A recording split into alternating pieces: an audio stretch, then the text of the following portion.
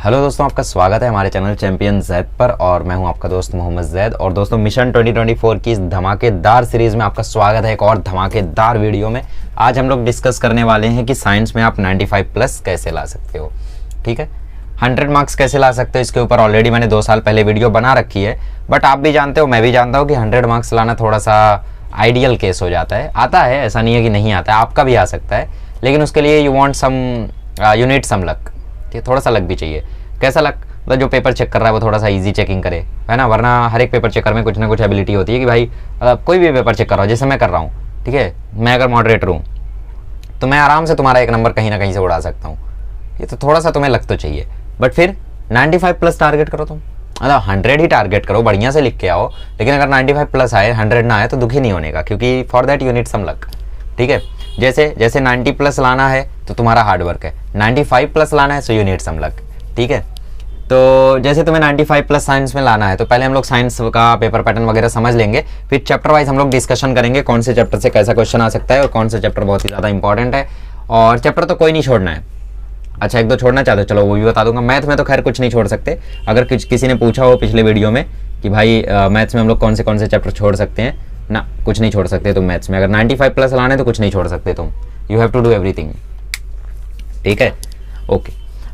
जैसे मैथ्स 2 है तो उसमें चलो सर्कल तुमने अगर छोड़ दिया तो 12 नंबर का आता है सर्कल। और कहीं पे अगर कंपलसरी वाले में आ गया, जैसे एमसीक्यू में मान लो 2 क्वेश्चन आ गया सर्कल का, एमसीक्यू और सॉल्व द फॉलोइंग मिला के 2 क्वेश्चन आ गया सर्कल का, वो 2 नंबर गया तुम्हारा, है ना। उसके बाद फिर एक्टिविटी जो है 3 में से 2 आ गई अगर एक्टिविटी सर्कल की, खत्म, गया तुम्हारा। या फिर जो चैप्टर तुम्हें आता है उस चैप्टर का कोई हार्ड क्वेश्चन आ गया तो गया तुम्हारा। ठीक है, हालांकि तुम एक चैप्टर छोड़ सकते हो दोनों से, मैथ्स और मैथ्स 2 से, लेकिन रिस्क क्यों लेना है, सब कुछ करो ना।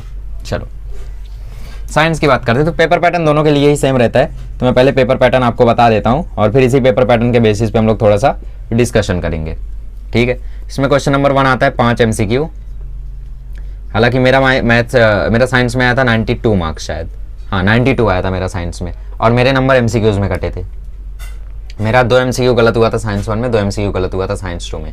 एक सॉल्व द फॉलोइंग साइंस 1 में गलत हुआ था और एक सॉल्व द फॉलोइंग साइंस 2 में गलत हुआ था। नहीं, साइंस 1 में कोई सॉल्व द फॉलोइंग नहीं गलत हुआ था, साइंस 2 में एक सॉल्व द फॉलोइंग गलत हुआ था और बाकी बीच में से कटे थे। ठीक है, मतलब बीच में से कटने का कोई चांस ही नहीं होता है। जैसे आप 12th वाला कोई ये वीडियो देख रहा है तो तुम्हें पता है कि भाई तुम्हारे मार्क्स जो कटेंगे वो सेक्शन 1 में कटेंगे, जो 18 मार्क्स का आते हैं, क्योंकि 10 MCQ 8 ऑब्जेक्टिव कटेगा तो वहीं कटेगा और कहीं नहीं। तो तुम्हारे भी मार्क्स कटेंगे तो यहीं कटेंगे। अगर बचाने तो टेक्स्ट बुक रीडिंग की आदत लगा लो। जैसे मुझे टेक्स्ट बुक रीडिंग की उतनी हैबिट नहीं है, ठीक है, अभी भी नहीं है, तो उस समय भी नहीं थी। तो ऑब्वियसली जिन चैप्टर को मैंने टेक्स्ट बुक नहीं रीड किया था उनसे जो MCQ है उनमें मैं फंसा, जैसे स्पेस मिशन, मेटलर्जी, ठीक है, इनसे जो भी MCQs हैं उन पर मैं फंसा। कार्बन कंपाउंड से आता तो उससे भी फंस जाता, आया था तो खैर मैंने कर दिया था शायद। फिर इसी में बी पार्ट आएगा, वो भी आएगा 5 मार्क्स का, उसमें आएगा आप लोगों को 1 लाइनर्स। ठीक है, अब इसमें कुछ भी आ सकता है, 1 वर्ड, ठीक है, कुछ भी आ सकता है। मतलब उसमें तुमसे एक क्वेश्चन पूछ सकता है नॉर्मल, व्हाट इज रस्ट, या फिर तुमसे कोई फिल इन द ब्लैंक नहीं, फिल इन द ब्लैंक तो अभी हटा दिया। ठीक है, मैच द कॉलम करवा सकता है कि भाई रेड लाइट की वेवलेंथ लिखो, ऐसा क्वेश्चन पूछ सकता है। को रिलेशन करवा सकता है कि भाई अगर अल्केन है तो उसके लिए फॉर्मूला होता है CnH2n+2। ठीक है, अल्कीन का फॉर्मूला है तो खुद के बताओ, तो को रिलेशन आ सकता है वो। ठीक है, अल्केन के लिए अगर ये है तो अल्कीन के लिए क्या होगा। ठीक है, और कोई एक रिएक्शन दे देगा, पूछेगा कौन सा टाइप है, कोई एक फोटो दे देगा, बोलेगा कौन सा फेनोमेना दिख रहा है। ठीक है, कुछ भी करवा सकता है। तो इसमें ये सब होता है, 1 वर्ड या 1 लाइनर क्वेश्चन आते हैं। तो मार्क्स तुम्हारा अगर कटेगा तो यहीं कटेगा, बाकी जगह मैं मार्क्स तुम्हारा कटने नहीं दूंगा। दिखा दूं? चलो दिखा देता हूँ। तुम्हारा जो क्वेश्चन नंबर 2 का A है वो आएगा गिव साइंटिफिक रीजन। क्या आएगा? Give scientific reason. 3 में से 2 करना होगा और इसमें से एक क्वेश्चन तुम्हारी टेक्स्ट बुक का फिक्स है, उससे रिलेटेड, या फिर टेक्स्ट बुक का ही। मतलब जैसे टेक्स्ट बुक में क्वेश्चन है atomic radius decreases ongoing top across the period. ठीक है, मतलब पीरियड को क्रॉस करते हुए एटॉमिक रेडियस घटता है, तो तुम्हें पता है क्यों घटता है, एग्जाम में उसको लिख ही लोगे, है ना। तो वो आ गया टेक्स्ट बुक से। और बाकी जो 2 होंगे उसमें एक जो होगा वो टेक्स्ट बुक से रिलेटेड होगा, मतलब तुमने उसके जैसा गिव रीजन पढ़ा होगा। ठीक है, उसके जैसा गिव रीजन पढ़ा होगा।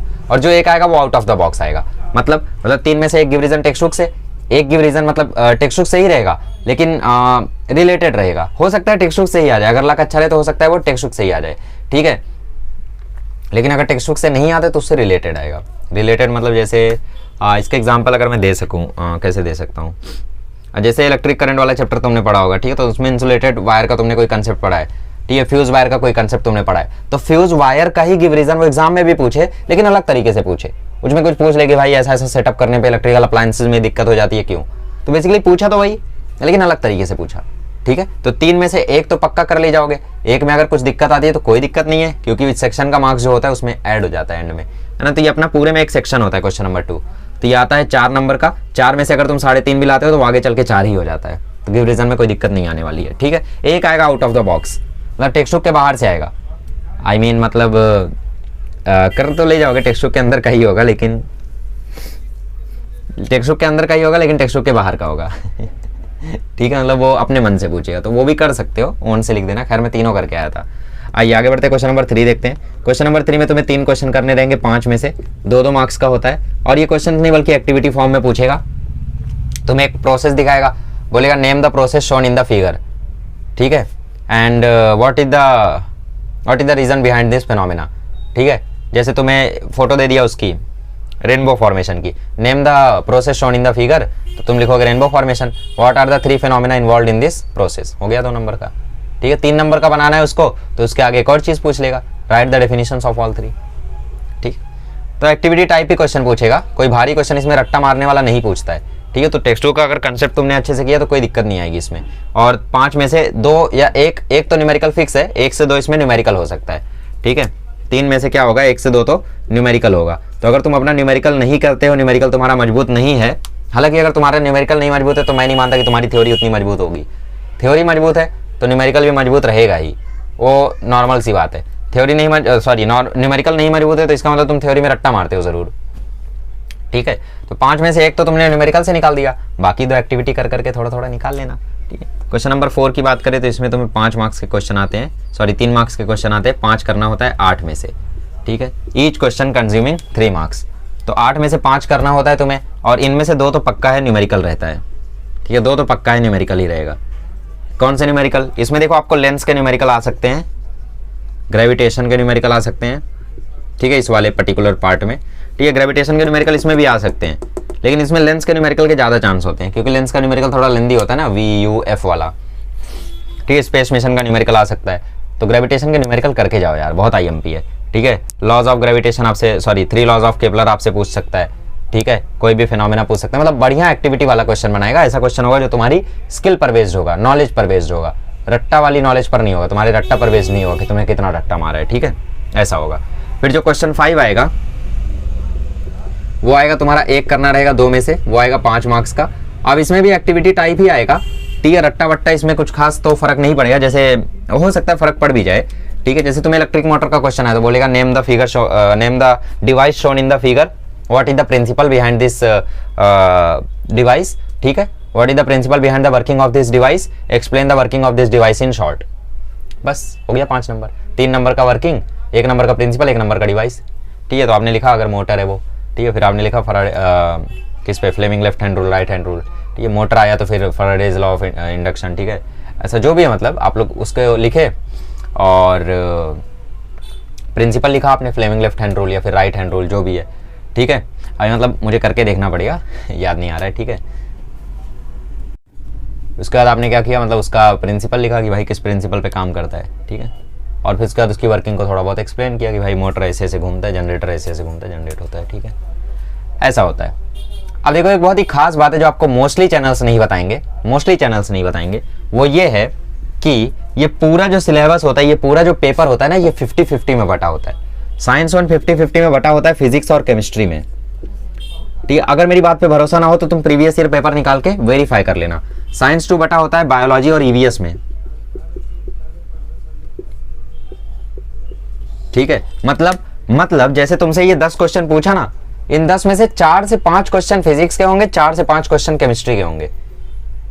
मतलब भाई केमिस्ट्री का पार्ट कौन सा, साइंस 1 में केमिस्ट्री का पार्ट कौन सा बताओ, केमिकल रिएक्शन एंड इक्वेशन। ठीक है, हीट तो खैर फिजिक्स में ही आता है, लेकिन ठीक है थोड़ा पार्ट मान लो उसका केमिस्ट्री में। ठीक है, केमिस्ट्री और फिजिक्स दोनों में आता है हीट। ठीक है, और उसके बाद फिर तुम्हारा ये जो कार्बन कंपाउंड है, मेटलर्जी है, और जो ठीक है 4 चैप्टर्स तुम्हारे ऐसे हैं जो केमिस्ट्री के हैं, और सेकंड चैप्टर 5 चैप्टर तुम्हारे ऐसे हैं साइंस 1 में जो केमिस्ट्री के हैं। मॉडर्न पीरियोडिक टेबल, ठीक है, heat, metallurgy, chemical reaction and equation, carbon compound. तो तुम्हारा जो गिव रीजन आएगा 3, इसमें से एक तो केमिस्ट्री का ही होगा और बाकी 2 फिजिक्स के होंगे, ठीक है।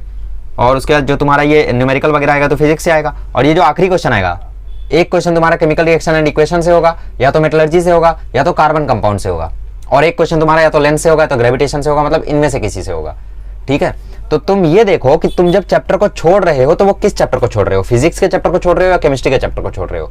कहीं तुमने 2 चैप्टर छोड़ा और वो दोनों चैप्टर तुमने फिजिक्स का ही छोड़ दिया, चलेगा, लेकिन एक चैप्टर फिजिक्स का एक चैप्टर केमिस्ट्री का मत छोड़ना। क्यों? क्योंकि हो सकता है आखिरी क्वेश्चन एक चैप्टर उसी फिजिक्स के चैप्टर से आ जाए और वो एक चैप्टर केमिस्ट्री के चैप्टर से आ जाए, है ना।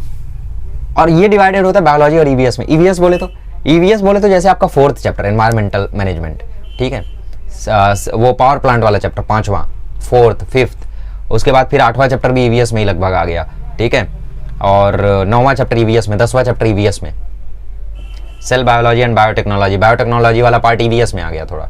ईवीएस मतलब बेसिकली बायोलॉजी से हट के बोल रहा हूँ मैं, ईवीएस मतलब वैसे एनवायरमेंटल हो गया, लेकिन ठीक है। ठीक है, जैसे हम बायोटेक्नोलॉजी वगैरह की बात करें तो एप्लीकेशंस ऑफ बॉटनी वगैरह की बात हो रही है वहाँ पे, ठीक है। हालांकि मैं बता रहा हूँ, समझ लो ऐसा, ठीक है। तो जैसे आपका 5th चैप्टर है, 4th चैप्टर है, 9th चैप्टर, 10th चैप्टर, ये 4 चैप्टर ऐसे जो ईवीएस के पार्ट है। तो तुम आखिरी का जो 5 नंबर का क्वेश्चन देखोगे ना, वो एक क्वेश्चन तो इसी 4 चैप्टर के होगा। तो अगर तुम ये 4 चैप्टर अच्छे से कर लेते हो तो मतलब तुम्हारे 5 नंबर तो फिक्स हैं। यहाँ पे 8 में से 4 क्वेश्चन उसी का होगा। मेरी बात याद रखो, जाके पेपर में देखना, और पेपर में जाके अगर ऐसा ना मिले आके डिसलाइक करके जाना वीडियो, ठीक है। चैनल अनसब्सक्राइब करके जाना, बाकी कुछ और मत कर देना भाई, बर्बाद हो जाऊंगा, ठीक है। ऐसा वो जाके करना, एक बार पता करना, एक बार जाके पेपर देखना, अभी देखना, वीडियो को स्टॉप करना और पेपर देख के आना। 5 मार्क्स हमारे टाइम पे जो पेपर आया था, हमारे टाइम पे जो बायोलॉजी का पेपर आया था साइंस 2 का, उसमें 5 मार्क्स का हमारा ईवीएस आया था। ईवीएस में भी एनवायरमेंटल मैनेजमेंट का सिंपल डायग्राम दे दिया था, माय रोल इन एनवायरमेंट, वही लिख के आ गया मैं सिंपली, ठीक। तो मेरे जो मैक्सिमम मार्क्स कटे थे वो इन दोनों में कटे थे, ठीक है। साइंस 1 में मेरे 2 MCQ गलत हुए थे और साइंस 2 में भी मेरा 2 MCQ गलत हुआ था, 1 1-लाइनर गलत हुआ था, तो 5 नंबर तो मेरा यहीं चला गया, ठीक है। बाकी 3 नंबर कहीं बीच में से गया होगा, 1 मार्क्स की रीजन से गया होगा जहाँ तक मुझे लगता है, और 1 मार्क्स यहाँ से गया होगा, ठीक है। साइंस 2 में गया होगा जहाँ तक मुझे लग रहा है, क्योंकि माय रोल इन एनवायरमेंट में मैंने ऑन से लिखा था थोड़ा, तो वो 5 नंबर नहीं 4 नंबर ही दिया होगा उन्होंने, ठीक है। ऐसा रहता है। तो आप लोग ऐसा करके अपनी तरफ से प्लानिंग करो और कोशिश करो उसको एग्जीक्यूट करो। अब मैं चैप्टर्स पर आता हूँ कि आप किन चैप्टर को छोड़ सकते हो। आपको लगता होगा कि आप साइंस 1 का ग्रेविटेशन छोड़ दो, बिल्कुल मत छोड़ना। ग्रेविटेशन अच्छे से करके जाओ, न्यूमेरिकल तो और अच्छे से करके जाओ। नहीं आता है, कैसे नहीं आता यार, बैठो सॉल्व करने एक बार, ठीक है। 2nd चैप्टर अच्छे से करके जाना, 3rd चैप्टर अच्छे से करके जाना, 4th चैप्टर चलो छोड़ नहीं छोड़ सकते, 5वां चैप्टर अच्छे से करके जाना, 6वां करके जाना, 7वां करके जाना, 8वां करके जाना, ठीक है। 8वां छोड़ सकते हो, 9वां भी छोड़ सकते हो, 10वां करके जाना, 8वां 9वां छोड़ सकते हो साइंस 1 का। साइंस 2 की बात करें तो साइंस 2 में तुम्हें कौन से चैप्टर नहीं छोड़ने वो पहले बता देता हूँ। 4th, 9th, 1st, 2nd, ये चैप्टर तो तुम्हें नहीं ही छोड़ने हैं, ठीक है, बिल्कुल नहीं छोड़ना है। और डिजास्टर मैनेजमेंट भी, ये 5 चैप्टर तो तुम्हें बिल्कुल नहीं छोड़ना है, क्योंकि तुम्हें पता है इसी में से आएगा 5 मार्क्स में, ठीक है। और 3 मार्क्स में एक क्वेश्चन इस चैप्टर से फिक्स है, पावर प्लांट वाले से 3 मार्क्स में एक क्वेश्चन फिक्स ही है, ठीक है। बाकी फिल इन द ब्लैंक वगैरह में देख लो, ठीक है। तो ये चैप्टर तुम नहीं छोड़ सकते, कोशिश करो कोई भी चैप्टर ना छोड़ो, लेकिन जैसे एंड मोमेंट आ गया है, तुम बहुत दिनों बाद ये वीडियो देख रहे हो, कल पेपर है, तो ऐसा कर सकते हो, ठीक है। चलो अगले लेक्चर में मिलेंगे तो डिस्कस करेंगे हम लोग strategical last video, that is how to score 100 marks in social science, ठीक है, या फिर 95+ बोल सकते हो, ठीक है। चलिए मिलते हैं अगले लेक्चर में, थैंक यू सो मच।